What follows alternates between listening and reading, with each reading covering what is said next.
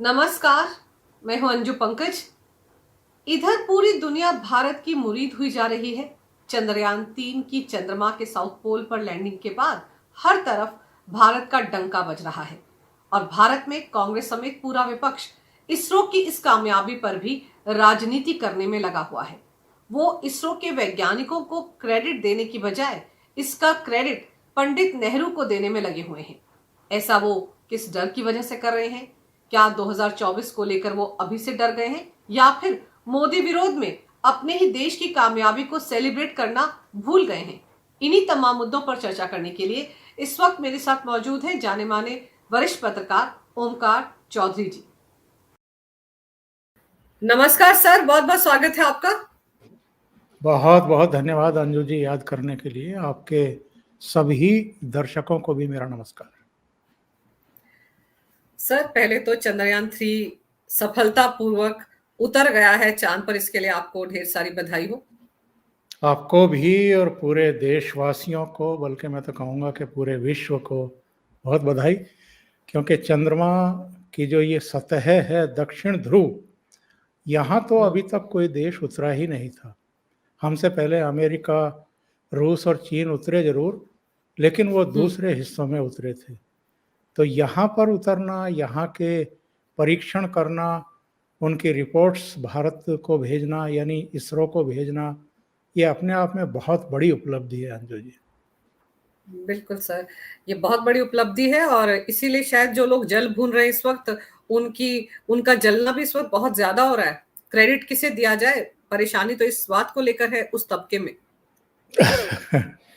मैं तो कल से कांग्रेस पार्टी के पगलाए हुए जो इनके आईटी सेल के लोग हैं, उनका उगला हुआ जो कीचड़ है वो देख रहा था। और उसमें जिस बेहयाई के साथ, जिस बेशर्मी के साथ मोदी सरकार, या मैं कहूँगा कि मोदी सरकार को भी आप किनारे करिए, जो हमारे वैज्ञानिक हैं इस समय के, जो पूरी टीम है, जो दिन रात साधना कर रही है, तपस्या कर रही है, ना सोने का कोई टाइम है, ना खाने का कोई टाइम है, ना घर जाने का टाइम है। 2019 में चंद्रयान 2 आंशिक विफल हुआ था, पूरी तरह विफल भी नहीं हुआ था। उसके बाद से जो ये 4 साल करीब करीब इन्होंने लगाए हैं और एक सफल लैंडिंग में कामयाबी हासिल की है, बजाय इसके कि हम वैज्ञानिकों को बधाई दें, उनके प्रयासों को बधाई दें, पूरी भारतीय जनता को बधाई दें कि भाई भारत ने एक बड़ा अचीवमेंट जो है वो किया है, जिस पर अब पूरी दुनिया में ही हमारे देश का मान सम्मान और बढ़ने वाला है, जो ऑलरेडी बढ़ चुका है। बजाय इसके वो नेहरू जी को याद कर रहे हैं। और सोशल मीडिया पर बहुत सारे लोग हैं आजकल, तो इतने लोग हैं कि तुरंत ही जवाब देना शुरू कर देते हैं। तो वो सवाल भी पूछ रहे हैं कि नेहरू जी की डेथ तो 1964 में हो गई थी और इसरो की स्थापना, विधिवत स्थापना 1969 में जाकर के हुई है, तो फिर नेहरू जी को क्रेडिट कैसे दे रहे हैं आप लोग? तो ये, और अप्रैल 1984 का एक वीडियो चला रहे हैं कांग्रेस के लोग और उनके इकोसिस्टम के लोग कि वो राकेश शर्मा को अंतरिक्ष में संपर्क साधे हुए हैं, पूछ रही हैं वहां से भारत कैसा लग रहा है। अरे नालायकों, बुद्धिहीनों, अंतरिक्ष यहां से बहुत ऊपर नहीं है। अंतरिक्ष में तो पता नहीं कितने अभियान अब तक जा चुके हैं और अलग अलग देशों के जा चुके हैं। हमारे भी बहुत सारे सैटेलाइट इस समय अंतरिक्ष में घूम रहे हैं, जो अलग अलग दिशाओं में, अलग अलग सेक्टर में काम कर रहे हैं।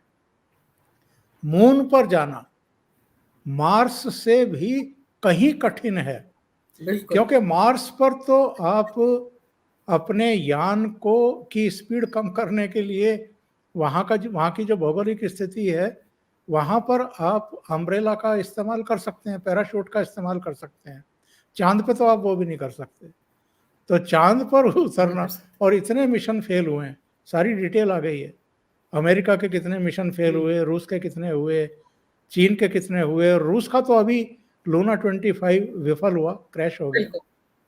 हम भी विफल हो गए थे 2019 में, लेकिन तीसरे ही प्रयास में हम चांद पर उतरने में कामयाब हो गए। तो बजाय आप वैज्ञानिकों को बधाई देने के, कभी आप नेहरू को याद कर रहे हैं, कभी आप इंदिरा गांधी को याद कर रहे हैं। ये तो गनीमत है कि कम से कम राहुल गांधी को श्रेय नहीं दे रहे हैं अंतरिक्ष कार्यक्रम का और इसरो का, वरना इनका वश चलता तो ये ऐसा भी कर लेते। लेकिन ये जितने लोग हैं, और भी कई लोग, मैं रवीश का भी कल रात का वीडियो सुन रहा था, जितनी बेशर्मी के साथ वो बात कर रहे थे कि जब लैंडर जो है वो चंद्रमा की सतह से 10 किलोमीटर की दूरी पर रह गया था, तो नरेंद्र मोदी जी भी लैंडर के साथ वाली उसमें दिखाई देने लगे। फिर जब 7 किलोमीटर पर रह गया तो फिर नरेंद्र मोदी दिखाई दिए। फिर 3 किलोमीटर रह गया तो फिर नरेंद्र मोदी और लैंडर साथ साथ स्क्रीन पर दिखाई दे रहे। नरेंद्र मोदी क्या है भाई? इस देश के प्रधानमंत्री हैं। बिल्कुल। नरेंद्र मोदी वो लीडर हैं जो आगे बढ़कर के हर अभियान में अगुवाई करते हुए दिखाई देते हैं। 2019 का वो सीन भूल गए क्या, जब चंद्रयान 2 विफल हुआ और रात में नरेंद्र मोदी उठ कर के चले गए और वैज्ञानिक सब स्तब्ध थे, सन्नाटे की स्थिति थी, लेकिन उन्होंने कहा कि नहीं, अगली सुबह हम लोग मिल रहे हैं। उनका उत्साहवर्धन किया, फिर से उनमें जान फूंक दी, और जब चल रहे थे तो के सिवन जो उस समय के डायरेक्टर थे, उनकी रुलाई फूट पड़ी तो उनको अपने सीने से लगा लिया, गले से लगा लिया, उनको शाबाशी दी, उनकी हौसला अफजाई की। तो नरेंद्र मोदी का कंट्रीब्यूशन नहीं है, नेहरू का कंट्रीब्यूशन है, जो 1964 में जिनकी डेथ हो चुकी। मतलब कितनी बेशर्मी के साथ ये लोग नरेंद्र मोदी की आलोचना करने का कोई ना कोई बहाना ढूंढ लेते हैं कि जिस समय वो लैंड कर रहा था उस समय स्क्रीन पर प्रधानमंत्री दिखाई नहीं देने चाहिए थे। मतलब इससे ज्यादा सर, निचले स्तर की बात कोई हो सकती है क्या? जी सर, ये जिस तरह की बातें ये लेफ्ट लिबरल जमात करती है या कांग्रेस करती है, विपक्षी पार्टियां करती हैं, ये सीधे सीधे इनका जो मतलब जलन है ना, या जैसे कि चिढ़ना जो कहते हैं, कुड़ना जो है, वो सिर्फ पीएम मोदी को लेकर ही है। देश का प्रधानमंत्री अगर इस इतनी बड़ी उपलब्धि के दौरान वहां मौजूद नहीं रह पाए हैं और कहीं दूर साउथ अफ्रीका से आपके साथ जुड़ रहे हैं, तो उसमें बुराई क्या है? लेकिन चूंकि फिर वो सही बात है ना कि सिर्फ गांधी परिवार की ही महिमा मंडन होना चाहिए, नेहरू का ही महिमा मंडन होना चाहिए, इसलिए इतनी बड़ी उपलब्धि के वक्त भी ये सारी की सारी जमात दूसरी तरफ नजर आ रही थी।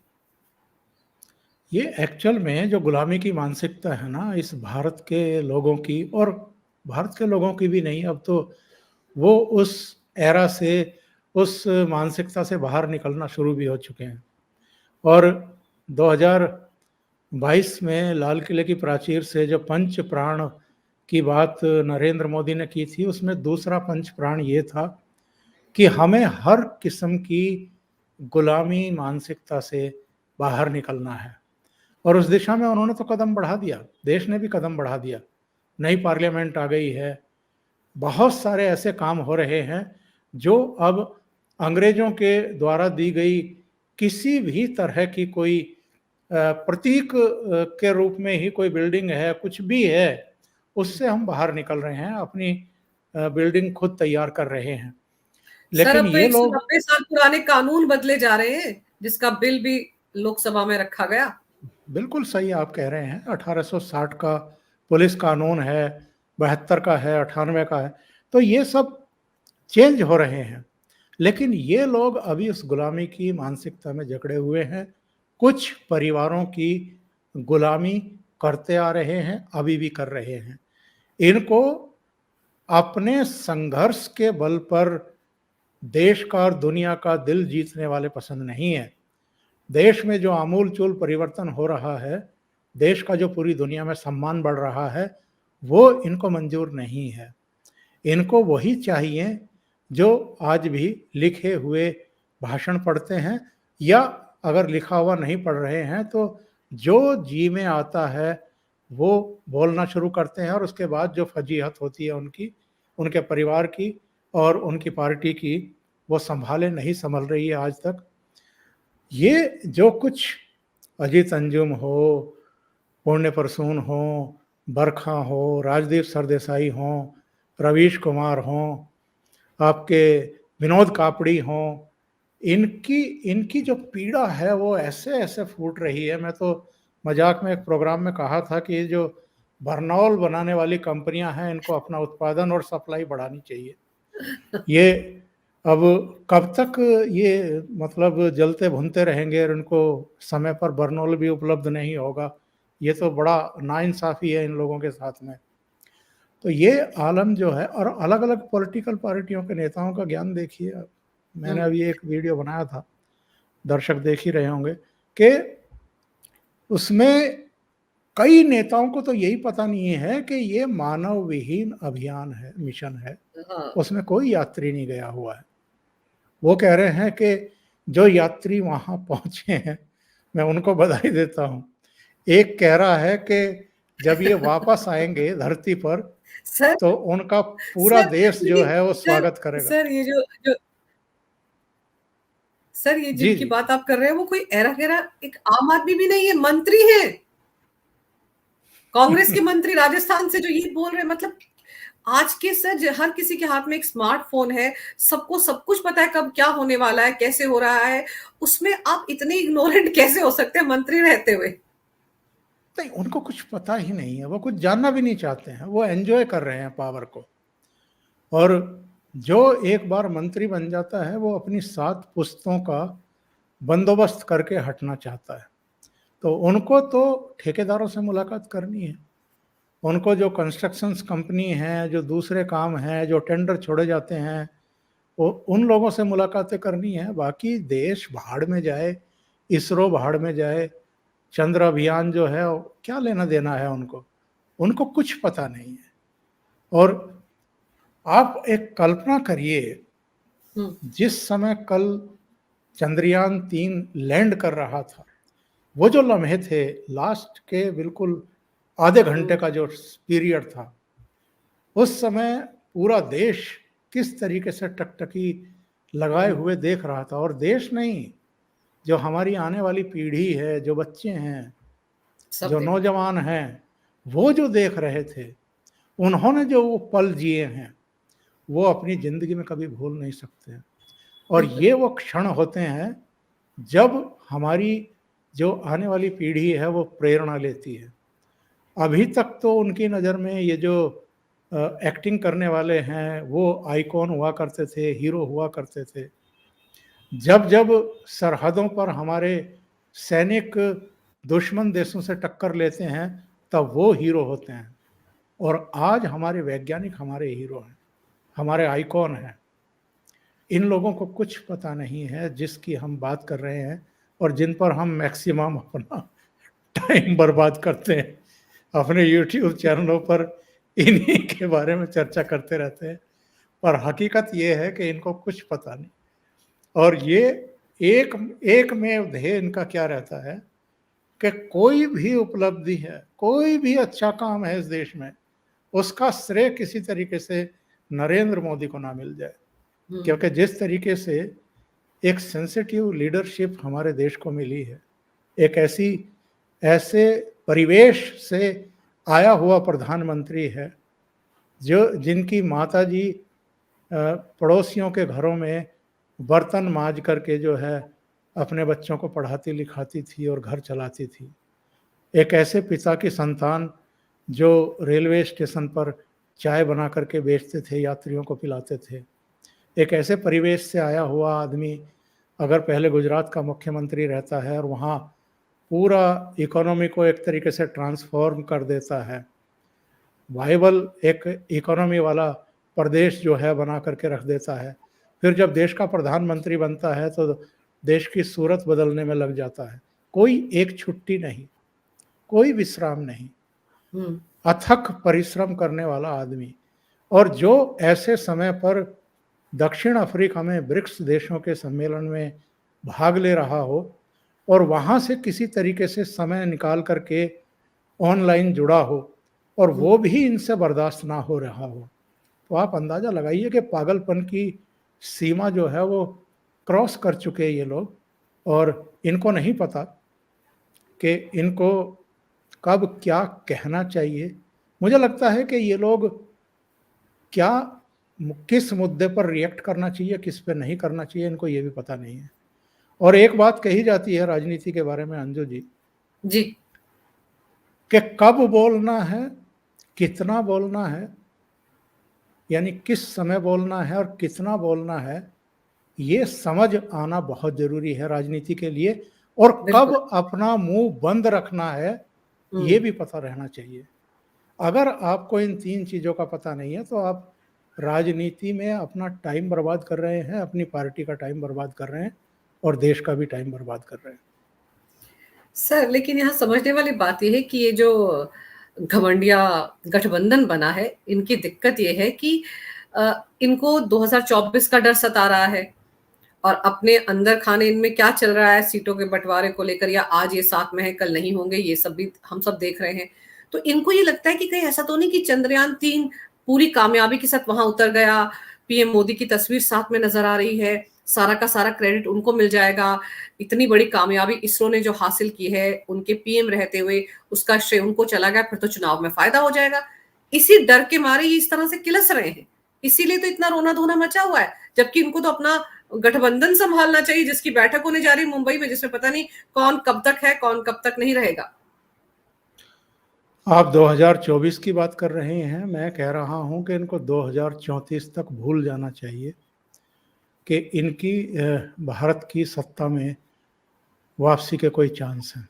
बिल्कुल सही कह रहे हैं आप। क्योंकि इस देश की जनता मूर्ख नहीं है, ना समझ नहीं है, वो बहुत अच्छे तरीके से देख रही है किस तरह के बदलाव देश में अब हो रहे हैं।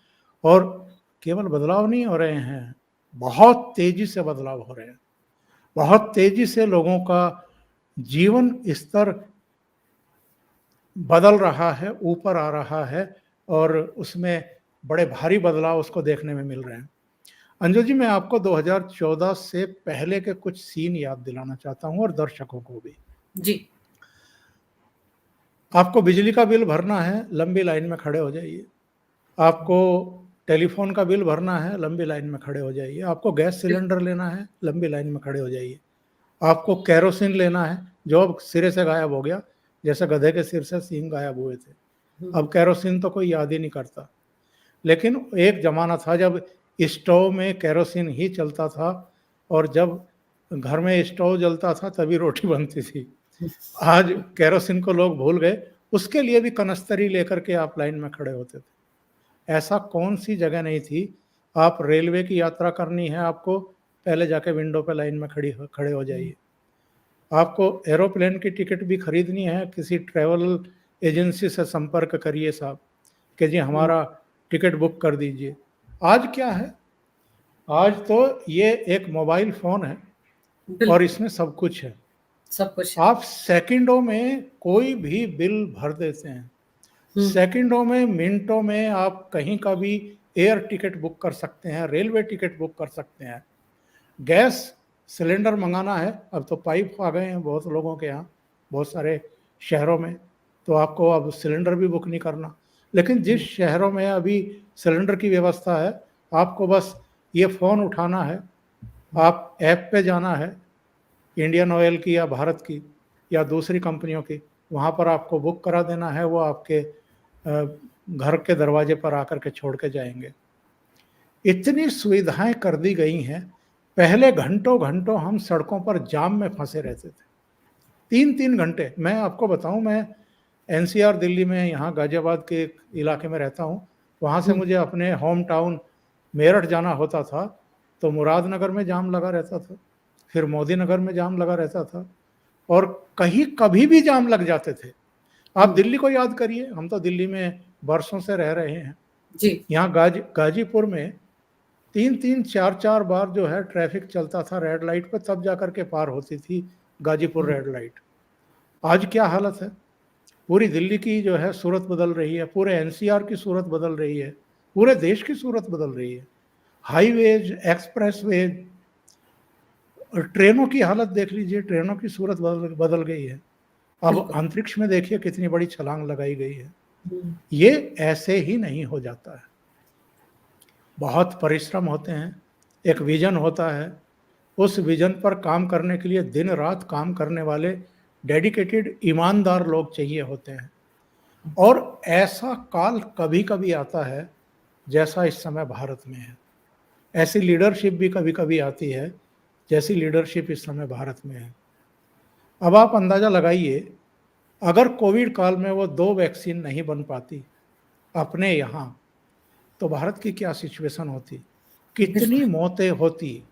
हमारे अस्पताल, हमारा इंफ्रास्ट्रक्चर तैयार नहीं था उसके लिए, क्योंकि कभी इस तरफ ध्यान ही नहीं दिया था पूर्ववर्ती सरकारों ने। हमारे जो स्वास्थ्य की ज़रूरतें हैं उस हिसाब से ना डॉक्टर हैं, ना आईसीयू हैं, ना अस्पताल हैं, ना उस तरह के संसाधन हैं। और सारा अगर कुछ गलत हो जाता, उसका ठीकरा मौजूदा सरकार और प्रधानमंत्री के सिर पर फोड़ने को ये तैयार बैठे हुए थे। उन 2 वैक्सीन ने जो भारत ने बनाई, केवल ना केवल भारतीयों की जान बचाई, बल्कि दुनिया के बहुत सारे देशों को यहाँ से भेजी गई, और वो बिल्कुल सारे देश आज की तारीख में भारत के प्रति और नरेंद्र मोदी के प्रति थैंकफुल है। तो सर, वो जो ये पापुआ न्यू गिनी में जब पीएम गए थे और वो चरणों में जो गिर गए थे, वहां के प्रेसिडेंट क्यों गिरे थे? क्योंकि वहां पर भी तो वैक्सीन की खेप भेजी गई थी। यस, वो कितने अच्छे डिप्लोमेसी के तरीके से, किस तरह से कितने देशों को मुफ्त में वैक्सीन दी गई, वो सब तो कृतज्ञ है। आपका अपने देश में लोग भले ही कुछ भी कहते रहे। अच्छा, एक तस्वीर मैं आपको याद दिलाऊं, अभी हाल ही में वो G20 के लिए जर्मनी के एक मिनिस्टर आए हुए हैं, आपने भी वो तस्वीर देखी होगी। वो हरी मिर्च खरीद रहे थे और क्यू कार्ड से वो पे कर रहे थे, पेटीएम पे। तो कितने हैरान हो रहे थे कि इस सब्जी वाले के पास भी बैंक खाता है और ये क्या, मैं क्यू कार्ड से पे करूंगा इसको। आप सोचिए, क्यूआर कार्ड का तो डिजिटलाइजेशन जिस तरह से हुआ है, पूरी दुनिया भारत का लोहा मान रही है। आप आज की तारीख में अगर मैं अपने प्रेस वाले को भी पैसे दे रही हूँ, वो भी इसी पे लेता है सर। बल्कि मैं एक न्यूज चैनल देख थी जहां पर ये खबर चल रही थी कि आगरा में कुछ भिखारी ऐसे हैं जो भीख मांगते हैं और क्यूआर कोड दिखाते हैं कि इस पे डाल दीजिए। आप सोचिए कि कहां से कहां पहुंच गए हम। सितंबर नहीं, शायद फरवरी 2017, राज्यसभा में पी चिदम्बरम ये कहकर के मजाक उड़ा रहे थे प्रधानमंत्री नरेंद्र मोदी का और उनकी सरकार का, कि आप ये डिजिटलीकरण तो कर रहे हैं, लेकिन जब भारत का आम आदमी सब्जी खरीदने जाता है, प्रेस कराने जाता है, दूसरे काम कराने जाता है, और जब उसको 7 रुपये 50 पैसे देने पड़ेंगे, तो वो कैसे पे करेगा उसको, अगर उसके पास नकदी नहीं होगी।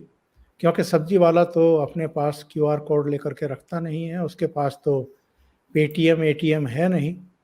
आज क्या सिचुएशन है, इसका जवाब प्रधानमंत्री नरेंद्र मोदी ने तब दिया था जब वो सीमांत गांव माणा में गए थे, और वहां उन्होंने कहा था कि यहाँ देखो, इस दुकान पर ये जो बहन बैठी हुई हैं, यहाँ क्यूआर कोड है। और वो जो दिल्ली में बैठे हुए ज्ञानी हैं, जो पूरे देश को ज्ञान देने की कोशिश करते हैं पार्लियामेंट से, उनको आंखें खोल करके देखना चाहिए कि पूरा देश आज डिजिटल पेमेंट कर रहा है। और यूपीआई से जो ट्रांजैक्शन हुआ है और जो ऑनलाइन कुल मिलाकर के ट्रांजैक्शन हुआ है, वो तो दुनिया भर के देशों को इस समय आश्चर्यचकित कर रहा है।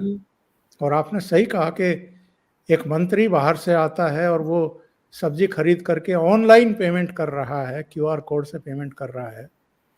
आज यूपीआई जो है वो कई देशों में काम कर रहा है। तो ये लोग जो हैं, ये देश को वहीं का वहीं मजबूर हालातों में बनाए रखना चाहता था। अब लोगों की जो आकांक्षाएं हैं वो इतनी बलवती हो गई हैं, इतनी बढ़ गई हैं कि वो अब लाचारी और बेबसी में रहना नहीं चाहता है, वो बहुत तेजी से आगे कदम बढ़ाना चाहता है। और आप देख लीजिए, एक ज़माना था, मैं तो जब 1997 में चंडीगढ़ पोस्टेड हुआ था अमर उजाला में, हम्म, तो उस समय क्या हाल थे, मतलब फ़ोन के, मोबाइल फ़ोन के, उनका जो बिल भरना पड़ता था वो कितने हज़ारों में आता था उस समय। एक कॉल के लिए भी आपको कितना खर्च करना पड़ता था। आज आप देखिए 1 जीबी डाटा मुश्किल से आपको 10 रुपए में मिल जाता है हम्म, और आप पूरे महीने कितना भी काम करिए, कुछ भी करिए। और सबसे बड़ा आश्चर्य तो ये है, आप इस समय दिल्ली में बैठी हैं, मैं इस समय मेरठ के अपने गाँव में बैठा हूँ, जहाँ से जुड़ा हुआ हूँ, और हम दोनों एक स्टूडियो से आपस में जुड़े हुए बात कर रहे हैं, जैसे हम आमने-सामने बात कर ऑब्वियसली। रहे हों। तो ये जो क्रांति आई है, इसकी आप कल्पना कर सकते थे क्या पिछले 20 साल पहले? तो ये लोग पचा ही नहीं पा रहे हैं कि किस तरीके से आज भारत जो है वो हर क्षेत्र में, केवल डिजिटल की बात मैं नहीं कर रहा, हर क्षेत्र में किस तरीके से तरक्की कर रहा है, आगे बढ़ रहा है और किस तरह के बदलाव आ रहे हैं। जी। सर, इन इन बातों की तरफ तो इनका ध्यान ही नहीं है। आप देखो ना, नूह में जो कुछ हुआ, सबने देखा कितना हंगामा हुआ। उन वहां पर जो लोग जिम्मेदार हैं, जो गैर कानूनी तरीके से वहां रह रहे थे, अवैध जिन्होंने घर बना रखे थे, जब उनके खिलाफ कार्रवाई होती है, बुलडोजर चलता है, तो उस पर शोर मच जाता है कि एक खास तबके को टारगेट किया जा रहा है। जामिया मिलिया इस्लामिया यूनिवर्सिटी में आप देखिए, वहां पर छात्र संगठन धरना दे रहे थे आज कि एक खास तबके को टारगेट किया जा रहा है। हरियाणा सरकार के खिलाफ नारे लगा रहे थे, हरियाणा पुलिस के खिलाफ नारे लगा रहे थे। तो इन लोगों की राजनीति इसी के इर्द गिर्द घूम रही है। देश कहां जा रहा है और ये कहां जा रहे हैं? बस कुछ समय और समझ लीजिए आप, बहुत कठोर कानून बन रहे हैं। दूसरी बात ये है कि ये शायद अभी भी उम्मीद से हैं इस तरह के तत्व कि कोई मेहर हो जाएगी, कोई चमत्कार हो जाएगा, मोदी हट जाएंगे, योगी जैसे, खट्टर जैसे लोग हट जाएंगे और उसके बाद फिर इनको पत्थर चलाने की, आगजनी करने की, लोगों को टेरराइज करने की छूट मिल जाएगी, फिर इनकी मनमर्जी चलेगी, फिर अल्लाहू अकबर के नारे लगाने शुरू कर देंगे। ये सब चीज़ें अब दिवा स्वप्न बनने वाली हैं इन लोगों के लिए, क्योंकि एक तो कठोर कानून बन रहे हैं, दूसरे अब सरकारों ने ठान लिया है कि अगर आप अपराध करते हैं, आपराधिक गतिविधियों में संलिप्त लोगों को संरक्षण देते हैं, किसी भी तरीके से उनका बचाव करते हैं, उनकी तायीद करते हैं, तो आप भी नहीं बख्शे जाएंगे।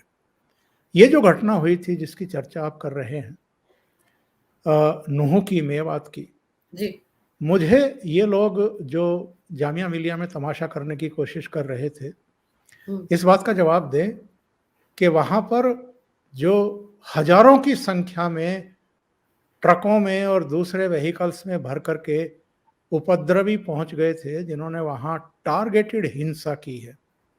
बाजारों में चुन चुन करके ऐसे संस्थानों को, दुकानों को, शोरूम्स को टारगेट किया गया, जलाया गया, तोड़ा फोड़ा, जो हिंदुओं की ही थी। हम्म, एक कंपनी की बाइक्स का शोरूम था जहाँ से 200 बाइक्स जो हैं वो कुछ ही मिनटों में गायब कर दी गई, उठा ली गई वहाँ से, और बहुत बड़े पैमाने पर व्हीकल्स को जलाया गया, कारों को जलाया गया, दूसरे जो व्हीकल हैं उनको जलाया गया। कौन लोग थे ये? कहाँ से आए थे ये? उनकी हिमायत करेंगे आप जो देश को जला देना चाहते हैं, देश को आग लगा देना चाहते हैं, जो लोगों में दहशत भरना चाहते हैं? और ये किसको बचाने के लिए आए थे?